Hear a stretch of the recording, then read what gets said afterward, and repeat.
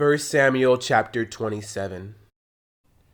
And David said in his heart, "Now I shall perish some day by the hand of Saul.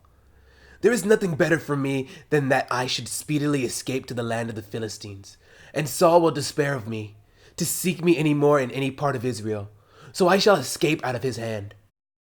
Then David arose and went over with the 600 men who were with him to Achish, the son of Maoch, king of Gath. So David dwelt with Achish at Gath, he and his men, each man with his household, and David with his 2 wives, Ahinoam the Jezreelitess, and Abigail the Carmelitess, Nabal's widow. And it was told Saul that David had fled to Gath, so he sought him no more. Then David said to Achish, "If I have now found favor in your eyes, let them give me a place in some town in the country, that I may dwell there. For why should your servant dwell in the royal city with you?" So Achish gave him Ziklag that day. Therefore Ziklag has belonged to the kings of Judah to this day. Now the time that David dwelt in the country of the Philistines was 1 full year and 4 months. And David and his men went up and raided the Geshurites, the Girzites, and the Amalekites. For those nations were the inhabitants of the land from of old, as you go to Shur, even as far as the land of Egypt. Whenever David attacked the land, he left neither man nor woman alive, but took away the sheep, the oxen, the donkeys, the camels, and the apparel, and returned and came to Achish. Then Achish would say, "Where have you made a raid today?" And David would say, "Against the southern area of Judah, or against the southern area of the Jerahmeelites, or against the southern area of the Kenites."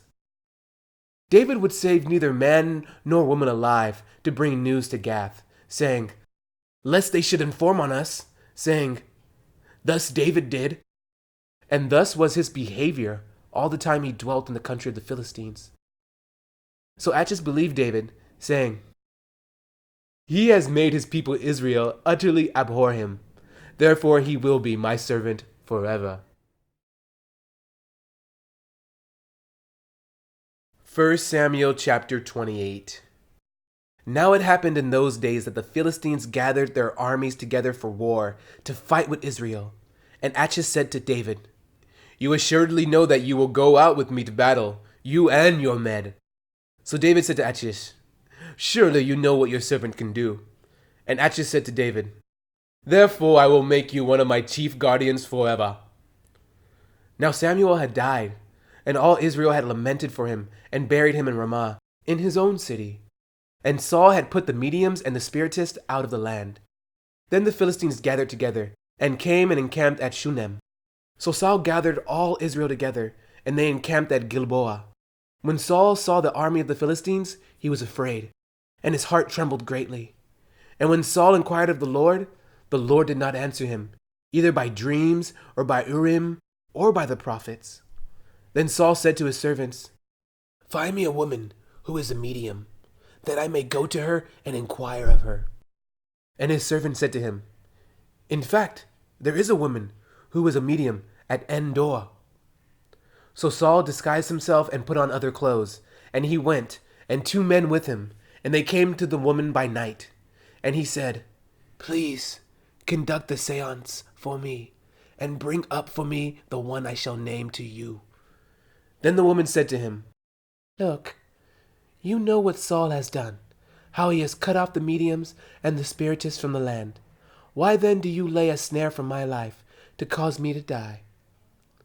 And Saul swore to her by the Lord, saying, "As the Lord lives, no punishment shall come upon you for this thing."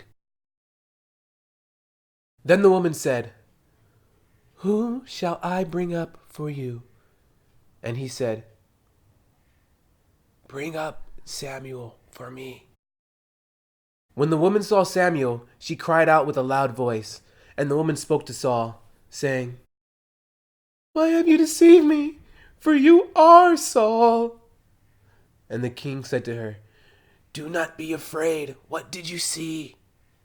And the woman said to Saul, "I saw a spirit ascending out of the earth." So he said to her, "What is his form?"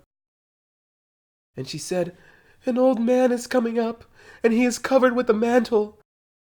And Saul perceived that it was Samuel, and he stooped with his face to the ground and bowed down. Now Samuel said to Saul, "Why have you disturbed me by bringing me up?" And Saul answered, "I am deeply distressed, for the Philistines make war against me, and God has departed from me and does not answer me any more, neither by prophets nor by dreams. Therefore I have called you, that you may reveal to me what I should do."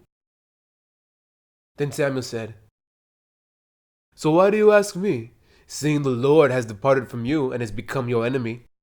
And the Lord has done for himself as he spoke by me. For the Lord has torn the kingdom out of your hand and given it to your neighbor, David, because you did not obey the voice of the Lord nor execute his fierce wrath upon Amalek. Therefore the Lord has done this thing to you this day. Moreover, the Lord will also deliver Israel with you into the hand of the Philistines. And tomorrow you and your sons will be with me.